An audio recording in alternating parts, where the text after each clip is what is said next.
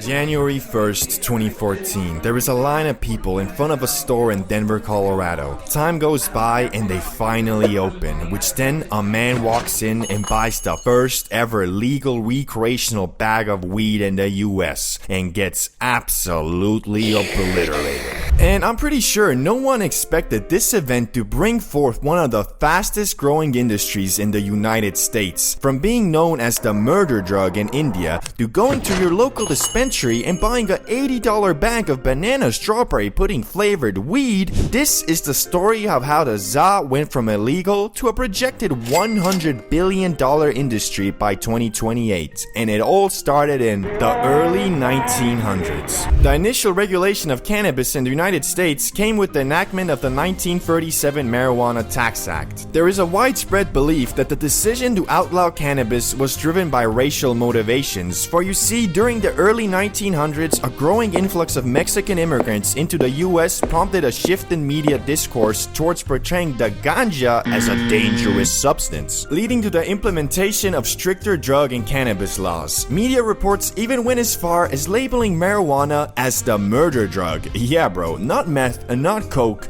weed was the murder drug.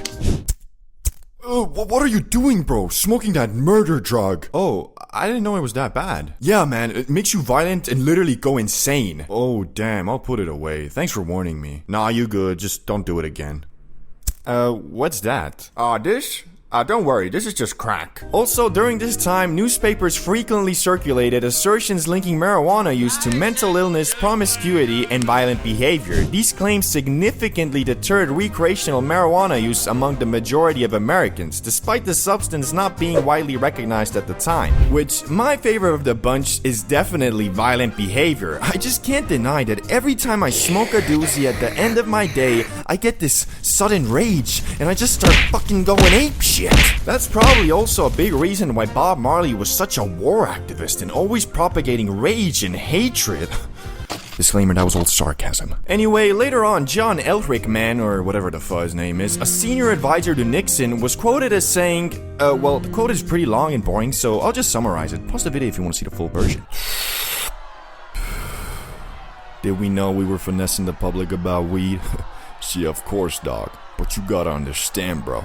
We did it for America. We got the public to associate hippies with weed and blacks with heroin. Then we criminalized the shit out of it and went full commando on them. We talking Rambo. We talking death to the chopper. Shit, we went full D-Day on them motherfuckers, man. We hit so many damn licks.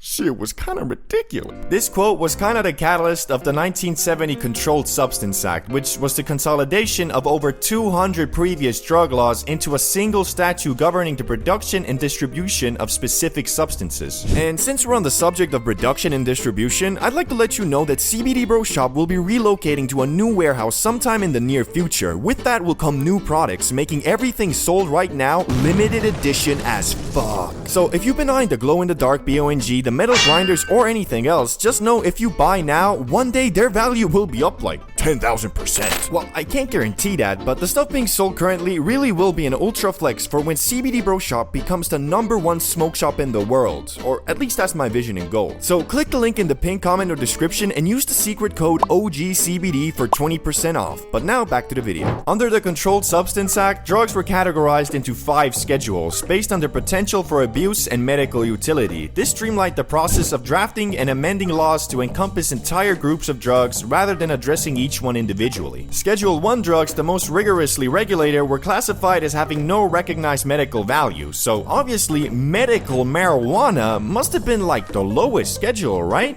Wrong! Despite evidence indicating a lower risk of abuse and clear medical benefits, marijuana was still placed under Schedule 1. Research has demonstrated its effectiveness in treating conditions such as AIDS, cancer, epilepsy, and various other medical ailments. But I guess Congress was still like, it's not the Lord's loud.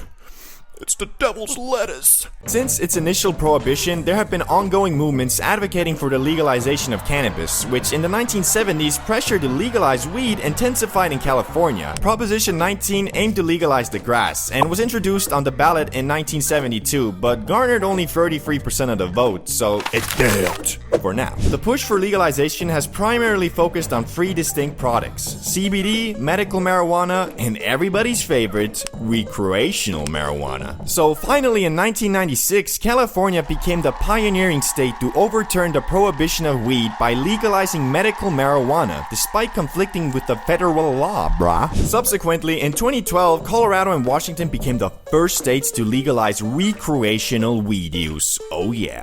Yo bro, did you hear? Weed is finally legal. Really? Yeah bro, I just bought this from a store. Shit is wild. So you're telling me if I went down to my underground farm, harvest my 20 or so pounds of weed, then go to the university campus, set up a weed lemonade stand, and sell all of my lemon haze to the students, I'm not a drug dealer and just a businessman? Nah, I think you can like have a couple grams, and your operation is still, well, not gonna lie bro, I got a wire and the FBI should be kicking your door in right about... FBI, open up!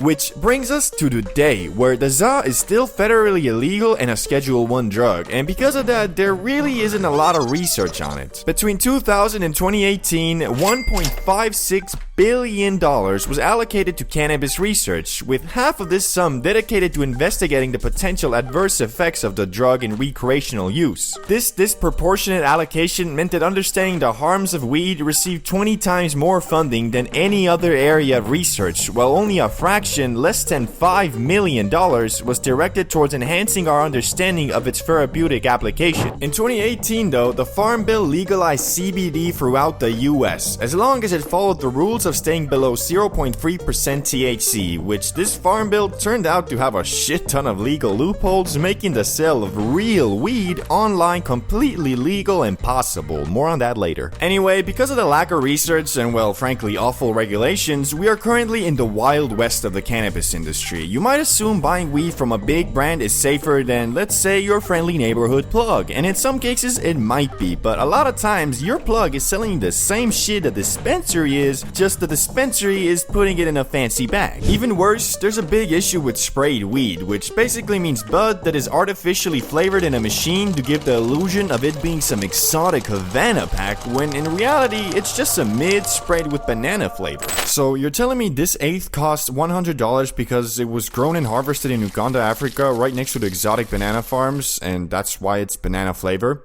Yup. Then why is there a spray bottle right there labeled banana? Why are you asking so many questions, man? Are you a cop? What? No. Guys, get over here, we gotta kill this guy. But you can't fully blame the growers and dispensaries for this. The problem is the regulations and taxes that are put on these products are so hefty it makes turning a profit really hard. Basically, if your manufacturing cost isn't like at least 10 times less what you're selling it for, you're kinda screwed. There's also a multi-billion-dollar industry that spawned from the 2018 Farm Bill called the derivative industry, and if you don't know what derivatives are, they're basically weed, but sometimes altered chemically, like for example HHC, which is just THC but with an extra hydrogen molecule. The most insane derivative is THCA though, which is quite literally just weed, only in its normal state before you heat it, it isn't. It's only after when you light it that shit converts to regular old get you smacked like a penguin THC, which, you know, unless your main method of getting high is sticking the nug up your ass. What I'm saying is, THCA is in every sense just THC when you are using it for the purpose of getting faded, which you probably are. But just because we are currently in the wild west of the weed industry doesn't mean it's gonna be like this forever. More and more countries are legalizing and propelling weed further and further away from the dark shadow it used to be under. Germany is legalizing on April 1st, 2024, Spain has social cannabis clubs, the Netherlands just legalized, Canada legalized, etc. It seems every year that goes by, more and more countries are legalizing, legalizing, and especially in the US, once they start getting solid tax laws and regulations on the stuff, I think a lot of the problems I mentioned earlier will fix themselves. Honestly, this is very cool, and I do believe you and me will live long enough to one day witness a generation who grow up with weed being looked at the same way as alcohol. The way I see it, as the old generation of politicians and world leaders fades, the stigma surrounding weed will too. You can even see glimpses of it today, as a lot of politicians are using legal weed as a way to get your vote, which, don't let that be your main motivation for voting for someone, but it's a bonus. Oh, and if you want to watch the same type of video but about the ancient history of weed all the way back to 10,000 BC, click the video on the screen.